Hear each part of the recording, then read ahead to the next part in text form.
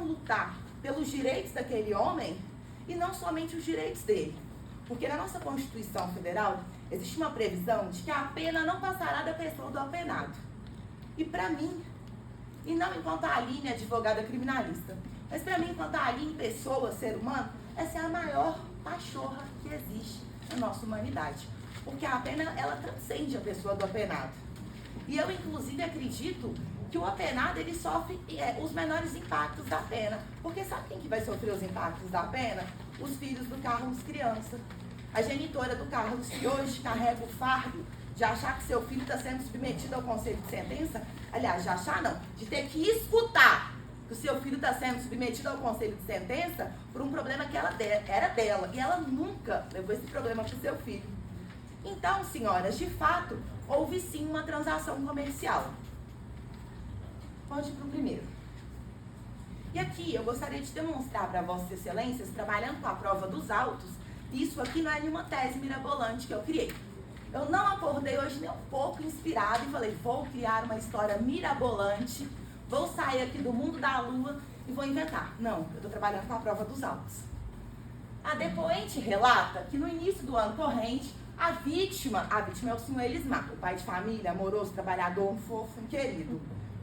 Procurou a depoente lhe propondo que essa lhe vendesse um veículo Gol, ano 1990, cor bege. Que a depoente se recorda, inclusive, que foi um sábado e que, como a vítima estava nesse dia com sinais de embriaguez, a depoente pediu para que retornasse no dia seguinte e negociaram a venda do veículo. Que, entretanto, dada a insistência da vítima, a depoente fechou a venda do veículo no mesmo dia em que a vítima lhe propôs comprar, seja no sábado. Que a depoente vendeu o veículo para a vítima no valor de R$ 3.800, sendo que seria R$ 300 de entrada e 7 parcelas no valor de R$ 500 por mês. Que a depoente relata que insistiu com a vítima para que fossem preenchidas notas promissórias da transação, mas esclarece que a vítima não deu importância, ele me disse que não precisava não, que a gente era vizinho. Então, senhores, de fato, houve sim uma transação comercial, de forma indiscutível. Mas o que eu quero demonstrar aqui para Vossas Excelências é que não foi essa transação comercial que motivou um homicídio. A vítima procurou a genitora do réu a fim de adquirir esse veículo. Não foi a genitora do réu que bateu na casa dele, ô senhor Elismar, quer comprar esse carro aqui, menino? Ele procurou por ela para comprar esse veículo. E aqui tem uma parte muito interessante. A promotora nos trouxe a informação de que ele parou de adquirir o valor das parcelas, porque ele não recebeu o documento do veículo. Mais uma vez, trazendo aqui para Vossas Excelências a prova dos autos. A depoente esclarece que recebeu o veículo Gol em apreço, como entrada de uma negociação de uma casa em sua propriedade no bairro Nova Contagem. Que a depoente relata que o veículo estava sem placa de motor. A placa de motor eu tive que pesquisar, porque eu sou mulher e eu faço aquele típico papel clichê de mulher que não entende nada de carro. Eu fui descobrir que a placa do motor é o chassi. Então o chassi, o carro, a moto, que seja o veículo sem chassi, ele não passa na vistoria do Detran. Se eu chego com um veículo sem chassi, ele não passa na vistoria e automaticamente eu não consigo transferir a titularidade. É importante que Vossas Excelências tenham conhecimento sobre esses fatos. Retornando, que a depoente relata que o veículo estava sem placa de motor e explicou à vítima que o proprietário anterior, de nome Rafael, somente colocaria depois que terminasse de pagar a casa em nome da depoente. A depoente esclarece que no ato da negociação, explicou à vítima que o documento referente ao IPVA do corrente ano estaria com a pessoa de Rafael, comprador da casa, e que esse passaria a depoente para que ela repassasse à vítima. Na mesma hora em que vendi o carro, liguei para o Rafael. Então a vítima já tinha conhecimento de que o carro estava com uma situação irregular e que a entrega do documento não seria realizada na transação. Não seria realizada a entrega do carro, a entrega do documento e o dinheiro. Até mesmo pelo fato de que foi feito um parcelamento. E aqui é muito interessante continuarmos na prova dos autos, por quê? Que a vítima compreendeu e não se opôs, lhe dizendo o seguinte: tudo bem, depois que eu terminar de pagar, você me passa os documentos. Essa aqui foi a palavra da vítima, do Elismar. Depois que eu terminar de pagar, você me passa os documentos. Ou seja, ele foi na casa da genitora do réu embriagado, Ele propôs comprar o veículo, ele propôs somente receber o documento depois que adimplisse, e aí nós vamos precisar retornar no dito inicialmente, que eram 7 parcelas. Ou seja, minimamente 7 meses. Ele tinha ciência de que o veículo só seria entregue o documento posteriormente. Contudo, aqui é interessante que eu explique para Vossas Excelências um fato que foi acontecido. A senhora Rosilene, enquanto nós realizávamos trabalhos investigativos, nos relatou que ela é uma pessoa que tem dificuldade de se abrir, o que é de fato muito comum, sobretudo para pessoas mais velhas. Então ela tem uma dificuldade de transcender para o outro os seus problemas, sobretudo para os seus filhos. Então ela conta e ela relata que os filhos tinham ciência da venda do veículo, mas não tinham ciência de que o Carlos posteriormente tornou-se inadimplente. Por quê?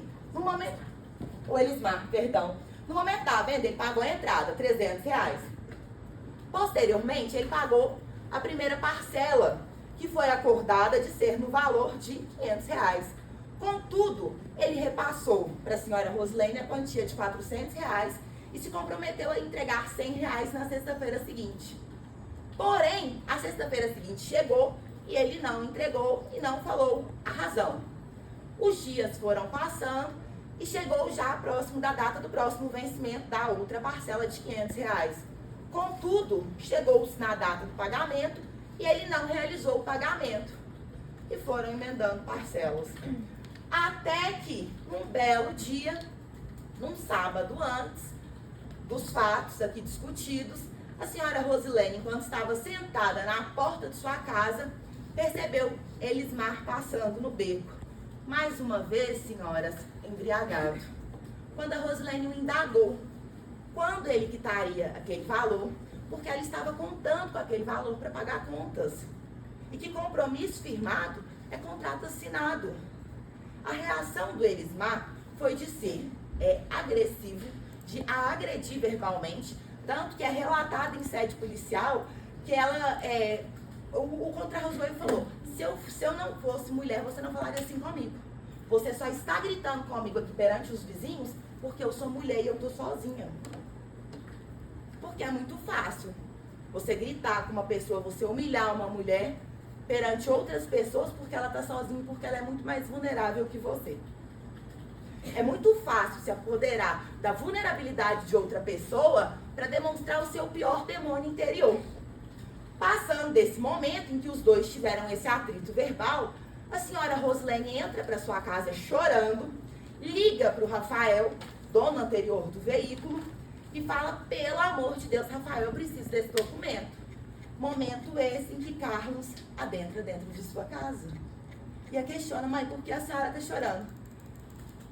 Vamos voltar para as provas do processo. Que a depoente relata que na hora estava conversando ao telefone com a pessoa de Rafael, encontrava-se esta chorando e que seu filho Carlos chegou lhe indagando. Por que a senhora está chorando, mãe? Que a depoente respondeu, isso é problema meu. Que a depoente não contou a Carlos o motivo pelo qual estava nervosa e que logo após ele saiu. E aqui nós vamos entrar, senhoras, no momento dos fatos em que chegamos a esse óbito.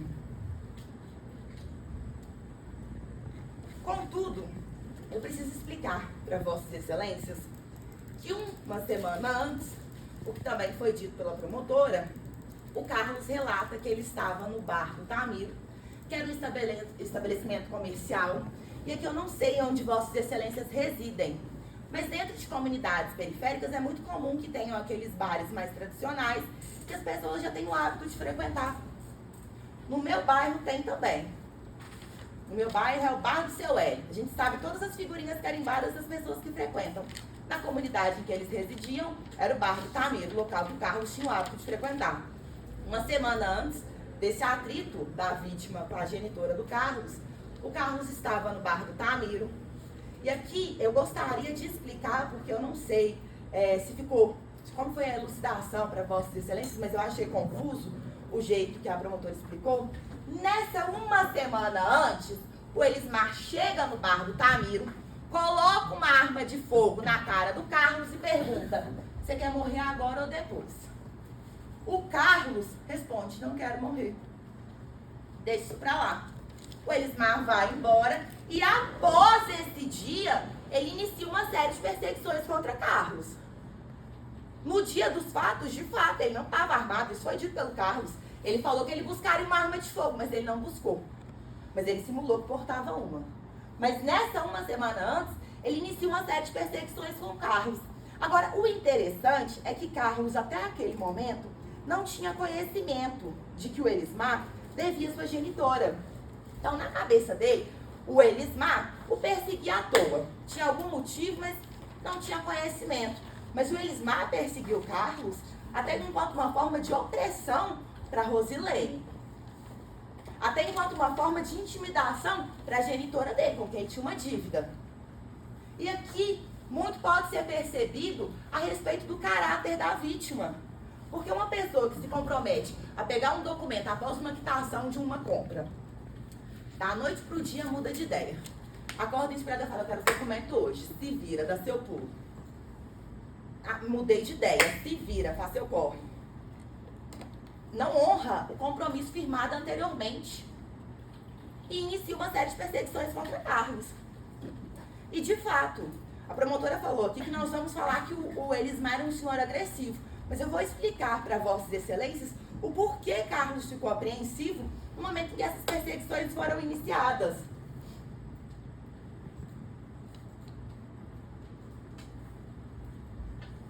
O Elismar, como dito, ele era usuário de bebida alcoólica e de crack. Foi lido aqui para vossas excelências de que ele fazia uso recreativo de crack. Só usava final de semana, bebia uma cervejinha final de semana, mas era uma pessoa ótima. Amoroso, trabalhador, pai de família, honesto, problema nenhum. O Elismar, ele vai ser estudado pela ciência porque todos os estudos científicos realizados até hoje são contraditórios perante a pessoa dele. Os estudos científicos de universidades sérias afirmam que a utilização de crack por 3 vezes tem potencial viciante. No caso dele, não teve. Ele só usava final de semana, tô de boa, vou fumar um crack. Vou beber uma cerveja e vou continuar ótimo. E para acreditar que uma pessoa que usa crack, que faz uso de bebida alcoólica, é uma pessoa tranquila, serena, ótima, não tem alteração, você tem que estar com algum problema fora da realidade. Para acreditar que um usuário de crack não é uma pessoa capaz de matar alguém, você tem que estar fora da realidade. E eu não digo isso enquanto uma maldade.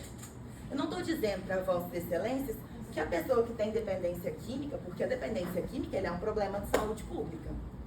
E eu me arrisco a dizer que hoje, atualmente, na minha percepção, é o maior problema de saúde pública. Porque acomete vidas, influencia diretamente nos nossos índices de criminalidade, tem toda uma relevância social e uma relevância dentro do nosso judiciário. Mas a pessoa que é viciada em crack, ela fica transtornada, porque o crack, ele altera as suas percepções, ele altera as suas emoções, ele altera os seus sentidos, ele transforma a sua personalidade. Uma vez eu participei de um projeto social que o morador de rua me disse que o crack, que a cada vez que ele dava um trago no crack, ele soprava a própria alma. E eu acho que essa frase faz tanto sentido. E isso aqui, quem nos relata, não sou eu, não é o Carlos, não é a genitora do Carlos, é o Alan, filho do Elismar. E o Alan vai ser muito falado aqui perante vossas excelências, porque aparentemente o Alan, ele trouxe uma colaboração de grande valia para os autos processuais, mas até o momento eu não vi isso sendo discutido aqui. Então, senhoras, ainda sobre o Alan, nós recortamos aqui um trecho da oitiva dele durante o sumário de culpa, onde ele relata que seu pai e Carlos haviam discutido no sábado à noite, um dia antes dos fatos. Que no domingo, seu pai havia bebido e foi atrás de Carlos, havendo eles discutido novamente, sendo que o crime aconteceu logo após a discussão. Não foi o Carlos que saiu de casa e foi atrás do Elismar, não. Não foi o Carlos que saiu da casa dele, avisou pro filho dele, eu vou atrás do Elismar, do Carlos. Aqui, ó. O Elismar saiu de casa, avisou para o próprio filho que estava indo atrás de Carlos. Se esse homem fosse uma pessoa tão pacífica, por que ele estaria indo atrás do problema? É inaceitável que eu tente vender para vossas excelências que esse homem foi morto numa emboscada, que esse homem foi morto sem qualquer motivação, ou então pela venda de um gol no ano 1990. Esse homem foi morto porque ele ameaçou uma pessoa de morte. Porque ele ficou aterrorizando psicologicamente uma pessoa. Ele foi morto por isso. Esse homem foi morto porque se ele não tivesse sido morto, hoje nós estaríamos discutindo a morte do Carlos. Ainda sobre os autos processuais, que no dia que a vítima foi morta, o interrogando aqui é o Carlos, estava no bar. A vítima perguntou ao interrogando se ele queria morrer agora ou depois. E que o interrogando apenas respondeu que não queria morrer. Que não houve discussão verbal nem luta corporal. Que a vítima disse que iria buscar uma arma para matar o interrogando e que nesse momento o interrogando pegou a faca e acertou a nuca da vítima. Que no momento em que o interrogando acertou a nuca da vítima, ela não estava armada. Reiterando que a vítima apenas havia dito que buscaria uma arma de fogo. Que a faca utilizada estava sendo utilizada para fazer churrasco. E aqui eu preciso relembrar o que a promotora trouxe para vossas excelências. Que no dia, era dia de Copa de Jogo do Brasil. Copa e estava tendo jogo do Brasil. Copa do Mundo, Jogo do Brasil. O Carlos no bar do Tamir, fazendo churrasco, assistindo o jogo. O Elismar chega e fala mais uma vez, você quer morrer agora ou depois? O Carlos deixa pra lá, não mexe com isso, tererê. O Elismar fala, eu tô indo lá em casa buscar uma arma de fogo. E então, o Elismar começa a ficar passando toda hora na porta do bar, jurando o Carlos com o olho. Eu não sei, vossas excelências, mas eu me sentiria amedrontada. Se isso não é uma iminente ameaça de morte, eu desconheço o que seja.